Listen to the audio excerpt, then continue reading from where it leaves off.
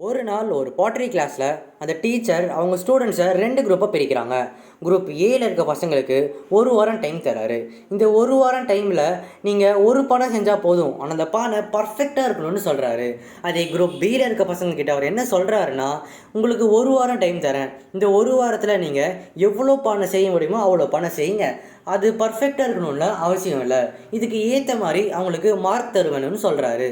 இப்போ நீங்கள் சொல்லுங்கள், குரூப் ஏல இருக்கிற பர்ஃபெக்டிசம் நோக்கி போன ஸ்டூடெண்ட்ஸோட பானை பர்ஃபெக்டாக இருக்குமா, இல்லை குரூப் பியில் இருக்கிற குவான்டிட்டி நோக்கி போன ஸ்டூடெண்ட்ஸோட பானை பர்ஃபெக்டாக இருக்குமான்னு?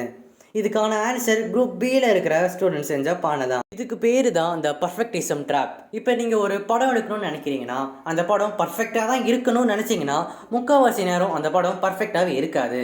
ஏன்னா நீங்கள் ஒரு ஒரு வாட்டியும் ஒரு ஒரு படம் எடுக்கும் போதும் அந்த படத்தில் நீங்கள் ஒரு குறையை கண்டுபிடிச்சிட்டே இருப்பீங்க. இதுவே நீங்கள் எடுக்கிற படத்துல இருந்து நீங்கள் நோட்டீஸ் பண்ணுற தப்பெல்லாம் திருத்திட்டு வந்துட்டே இருந்தீங்கன்னா, ஒரு நாள் நீங்கள் கண்டிப்பாக ஒரு பர்ஃபெக்டான படம் எடுப்பீங்க. நம்மள நிறைய பேர் இப்படி தான், நம்ம ஒரு விஷயத்தை பண்ணால் அதை பர்ஃபெக்டாக தான் பண்ணுவேன்னு நிறைய நேரம் அதை பண்ணாமையே இருந்துருவோம். ஸோ உங்களுக்கு எதனா பண்ணணும்னு ஆசை இருந்துச்சுன்னா அதை இப்போவே பண்ண ஸ்டார்ட் பண்ணுங்கள். ஏன்னா நீங்கள் அந்த விஷயத்தை ஒரு ஒரு வாட்டியும் பண்ணும் போதும் நீங்கள் ஒரு தப்பை கண்டுபிடிப்பீங்க. அந்த தப்பெல்லாம் நம்ம திருத்திட்டு வந்தாலே ஒரு நாள் நம்ம பண்ணுற விஷயம் பர்ஃபெக்டாக மாறும்.